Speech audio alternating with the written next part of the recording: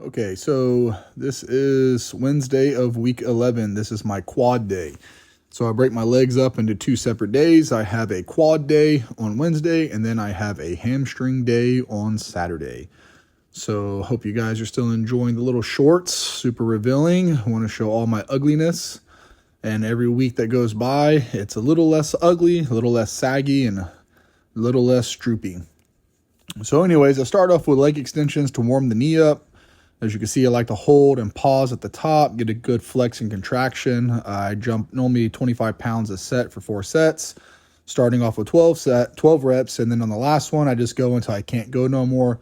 From there, I switch over here to hack squat, and I like to go as low as the machine will let me go. These, I like to do a nice, slow, controlled negative. I wouldn't really say an explosive positive or eccentric or I don't remember which one's which for that fancy terminology, but I like to go slow on the way down, then faster on the way up, contracting and flexing at the top. And then I pyramid up 4 sets of 12. Then on the last set, I will do as many as I possibly can. I really like going close on these. As I work my legs out, I change my footing. So on the first exercise, I like to keep my feet close together, which hits more of the outside of the quad. And then the next exercise, which would be leg press, I like to put my feet a little bit wider, which will hit more of the middle area. And then on the third exercise, which is belt squats, I like to go as wide as possible. So that way I work out the inside, the groin, the teardrop, and more of the inner thigh and the top of the glute, which is like the glute medius. So I like to change my feet position. I like to do 3 different feet positions whenever I train my quads. Again, I like to do a nice, slow, controlled way down. Even when I was powerlifting and I was doing my squats, I would actually do a very slow descend. And no matter how much weight was on my back, people would think that I was doing it in slow motion. If they watched the video, how slow I went down and then how fast I came up, it was like, oh, wow, you really turned the jets on there. I just like controlling the weight and feeling it in the quad and making sure that I actually feel it. Now, when I was powerlifting, doing actual barbell squats, I never felt it in my quads. I felt it in my back, my abs, and my hips, but I did away with barbell squats and went more to machines because I can actually target the quad itself. And bodybuilding, I'm trying to feel the muscle. I'm trying to feel it work. I'm trying to feel it engage and flex and fatigue. And if I'm not feeling that muscle do its job, that means something else is overworking and compensating for the quad. So the 3 movements that I do for my quads at this moment in time, I feel 100% in the quad. Now, this leg press machine, it doesn't go that deep. I can't get that far down on it just because the way that it's structured. But I tell you what, that short range of motion puts 100% of the stress on the quad and the teardrop, and that's all I feel it is in the quad. And it feels so good and so smooth. I don't feel it in my knees or my hips. All I feel it is in my quads. And you know what? If it's a quarter rep at the top, then it's a quarter rep at the top that I'm getting 100% in the quad. And I will take a quarter rep at the quad at the top versus a no rep for no quad. Because whenever I do barbell squats, I'll sink it all the way down as deep as I can get. And I tell you what, I never feel it in my quad. So I'd rather do these quarter reps right here and get some quad work, because when I was done with this, you couldn't tell in the video. You can't tell in the video, but I had veins shooting out everywhere on my legs whenever I stood up, but I can't really capture that on video. I'm still too fat, I'm still too pale, and still too gross. Now, I know not everyone has a belt squat in their gym, but I do. And I love the belt squat because it puts the load on the hips instead of the back. And then you see the bar that I'm holding on to, it helps you stabilize so you can really sit back deep, or you could go more of a narrow stance and get a more quad dominant outer sweep workout. But you can really target specific areas on the quad or the leg in general when you do these. And this is probably one of my favorite leg exercises of all time, just because the versatility of how you can use it and manipulate your position of your hips and your knees to feel it exactly where it is that you want to feel it. And this right here, I'm telling you, like, if you want to replicate a low bar squat and take your abs and back out, you want to replicate a high bar squat or whatever kind of form of squat you want to do, you can do it on this piece of machinery. And it just feels incredibly good. Now, the belt sometimes can hurt the hips or the thighs because it digs in pretty hard. So you have to get that just right. If you don't get it right, you will feel it and it's going to pinch and hurt. But if you ignore that or just stop and just readjust the belt and then continue on, you'll have a very good set. Now these right here, I'm going about parallel to the ground. I can set the stool, that with the little pedestal that you sit down on, the bench or whatever. I can put that deeper, but I don't want to put it deeper because it's putting all the strain on the inside of the thigh, the groin, and the teardrop. And I have actually torn both of my groins on the left and the right side. One I tore squatting, another I tore playing hide and go seek, running from my daughter. I didn't warm up correctly and she was chasing me, and I was just like, oh, you're not going to catch dad. So I took off as fast as I could, and so did my groin.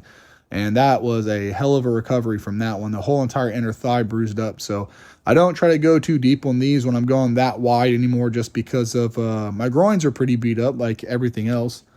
I don't know if you're catching a theme here or not, but over the years I have beaten myself up pretty bad. So I've kind of learned the do's and don'ts through agony and pain. All right, so now that I've done pretty much all of my quad specific work, I'm moving on to lunges. These I do stationary on Wednesdays, and then on Saturdays when I do my hamstrings, I will do walking lunges. This just gets the whole thigh, the front, the back, the glutes, the hips. You have to stabilize. It's just a hell of a workout. And anyone that doesn't do lunges, I kind of understand why. They're hard, they suck. But for me, the main reason why I stopped doing them for a while was because when I was powerlifting, they hurt my knees really, really bad. I just couldn't get into that position. But working on my mobility, stretching, rehabbing, and strengthening up my hip adductors, my hip flexors, and all hip adductors, and all that stuff, it really made a huge difference in my knee pain. So I can actually do all the movements that I couldn't do anymore. Well, I can do them now. So I like to add them just because the lunge is just such an amazing workout. It really hits a lot of the leg. So now we move on to calves. Right here, we're going to do some donkey calf raises on the belt squat. It's not actually donkey calf raises. It's pretty close to it because the platforms elevate. So I put them on a slight incline so I could really focus on the calf. Everything I do 4 sets of everything I do, and I try to get 8 to 12. If I could do more than 12, I push past 12 until I can't go no more on the last set. Now with these, what I do is I actually stick with the exact same weight every set, and I run these for as many as I can every set, trying to shoot for about 20 or under. If I could do more than 20 on set 1, I will, but the next set, I'm not going to be doing that many. I'll reduce reps every single set, but the weight stays the same until I can get 20 reps on every set. And then once I can get 20 reps on every set, then I'll increase the weight. Now with the calf, I like a very slow, controlled, hard peak at the top. Donkey calf raises is one of my favorite calf exercises, but this right here, the standing dumbbell calf raise, is my absolute top tier calf work. I love these more than anything because you have to stabilize yourself. You can't just pick up dumbbells and just start lifting up on your tippy toes and expect to have perfect balance. This requires you to work on your ankle strength, your calf stability, just everything. Like you're going to be wibbly, wobbly. You're going to be tipping forward, tipping back.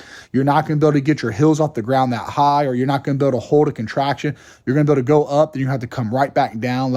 And eventually over time, you get to the point where you'll do it like this, where you can hold and control the contraction at the top. Once you can hold and control the contraction at the top, your calves are going to start actually fully developing because you're using the whole calf, the stabilizers, everything in the lower from the knee to the ankle you're using doing those. If you've never tried them, I highly recommend you give them a go. You don't have to dip your heel past parallel to build your calf up. You really don't have to. It's just a great workout. If you don't, I'm telling you, you should give them a shot. So now I work on my groin. I bought this machine specifically after I tore my groin the first time, and I didn't use it like I should have, and then I tore it the second time, and then this became a religious part of my routine. Any single time I work my legs out, I always work the adductors out, the adductors and abductors. So when I do my quads, I do the inners, and then when I work my hamstrings, I do the outers. So that way I'm getting both sides of my flexors and my adductors and abductors because I just don't want to tear nothing again, and I want to have a nice pretty leg. So after that, we finish it up knowing that I'm still fat and I'm still gross, and I don't want to be fat and I don't want to be gross no more. We do some cardio. Now, during the day, I do walks. I do 2 10 to 20 minute walks during the day, just a moderate paced walk twice a day, once at 9, once at noon.